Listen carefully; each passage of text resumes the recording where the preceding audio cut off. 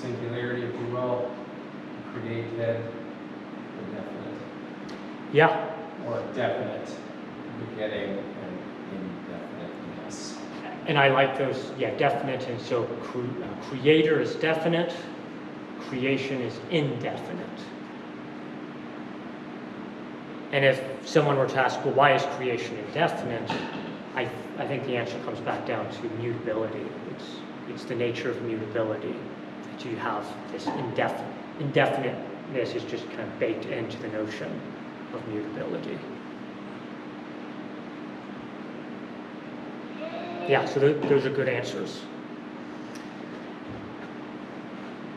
So because God is immutable, there's just not very many ways that the divine persons can be individuated from each other. The only way they can be individuated is by their mode of procession, which we looked at earlier. And so, as you said, there's just no more room for a fourth person, whereas there's always more room for more human persons, logically speaking. Okay, well then let's say they followed up with the question,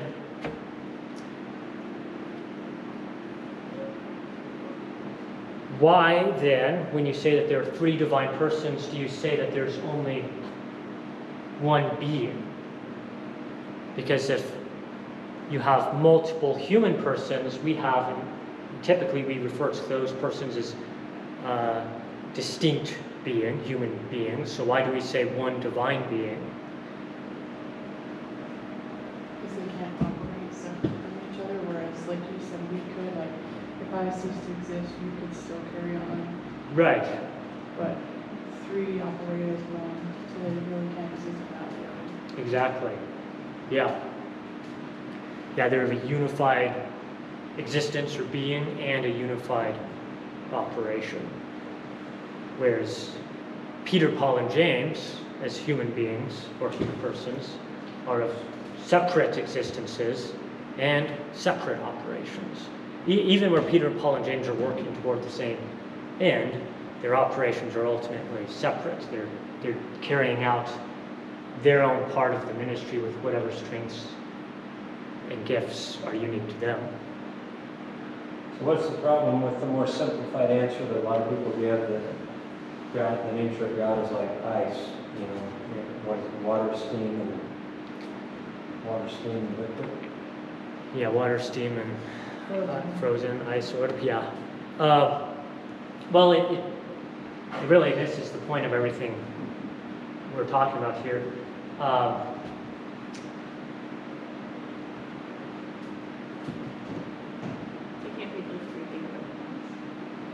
True. Yeah, so that's one thing. They can't be all, water can't be steam, ice, and At the same time? At the same time, sure. I think the point I would want to make is that when we talk about the Trinity, we want to start off by talking about the nature of God, and then we want to eventually move into a discussion of how many instances of this nature can there be. And then the third step is seeing how these instances are of a unified being in existence. Whereas when you're talking about water being, ice one moment, steam the next moment, and so on, where you're just talking about something, you're not talking about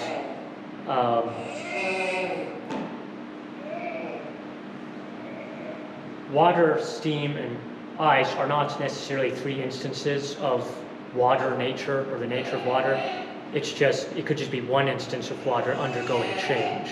I guess that's the modality, exactly. Yeah, that's what I was thinking, like modalism, that actually teaches... It's modalism, yeah. So the mode is changing. Because steam could become water, and water can become ice, and then... Exactly. So just one is a different... Yeah, so if you have that view of God, when you read that Jesus' baptism, Jesus is being baptized, the Holy Spirit descends like a dove, and then God speaks from heaven. You have God changing modes, like God rapidly, God, yeah. So it's not three, it violates the three individuation, three persons. And then, of course, you have the other analogies of an egg or an apple. I guess with an apple, you have the core, the flesh, and then the peel. And the problem with that analogy is that the core, flesh, and peel are of different natures. While they might be of some kind of mutable unity, the peel is of a completely different nature than the core of the apple. They're functionally different. Functionally different, exactly. Whereas when we talk about Father, Son, and Holy Spirit, they're of the same divine nature.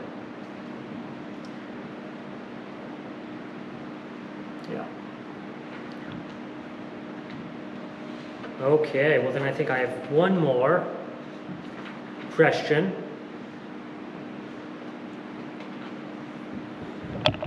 Which is kind of based off of the other question. But let's say, and I'm glad you brought up Muslims, because a Muslim is someone who would make this objection. Let's say someone calls you a polytheist, that is, that's someone who believes in many gods, because you believe there are 3 divine persons rather than one divine person. How would you answer that objection?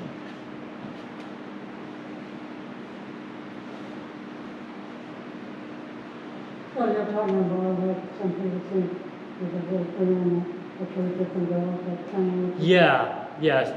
So some people would say, the fact that you say Father, Son, and Holy Spirit are all of the divine nature means that there are 3 gods. So whether you admit it or not, you're a polytheist. You believe in many gods.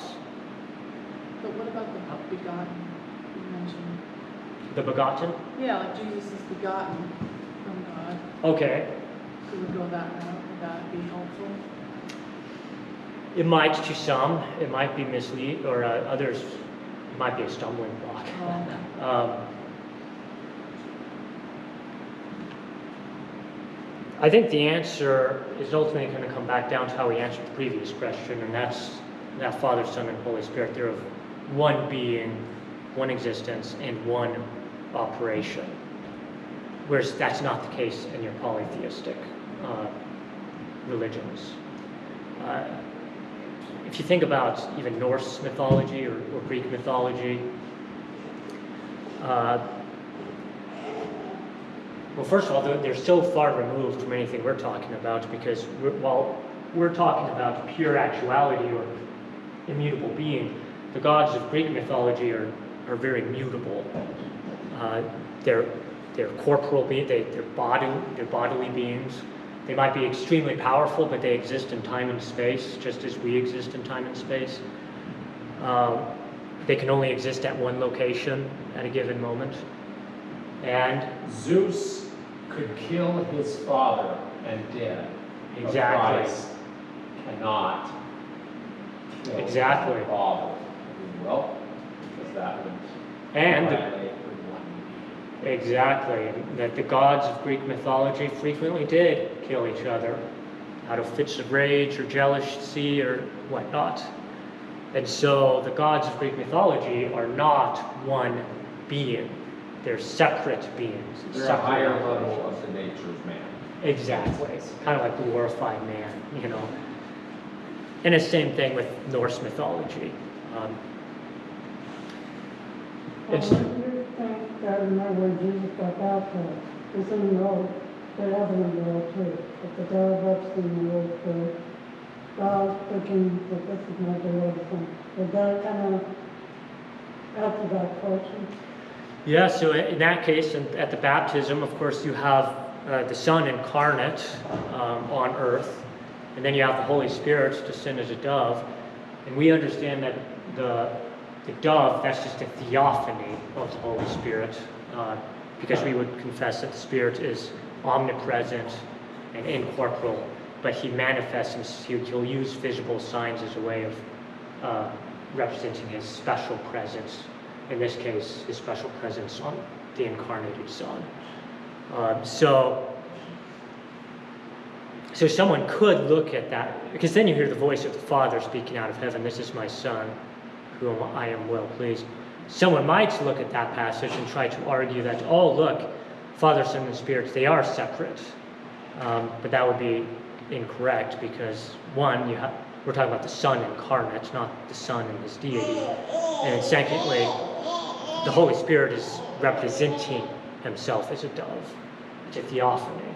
And then the same thing with the voice of the Father. It's a kind of a theophonic voice for our benefit. As a matter of fact, reading in Deuteronomy chapter 4, where it says you didn't see a figure, you just heard a voice. And so actually at Jesus' baptism, the essence of what was revealed in the beginning at Sinai still existed as a voice from heaven.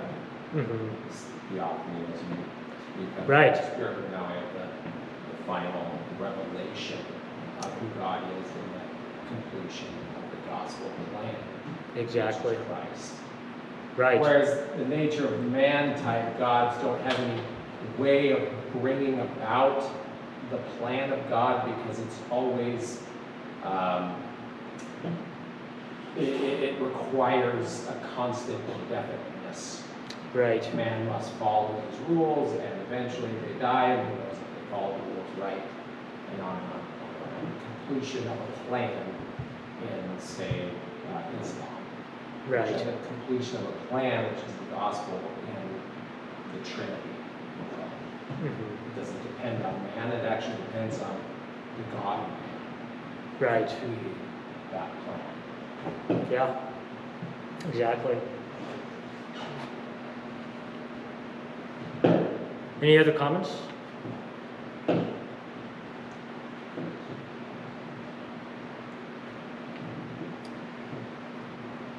Okay, well, I think that's our time. So hopefully, going forward, the Trinity will just make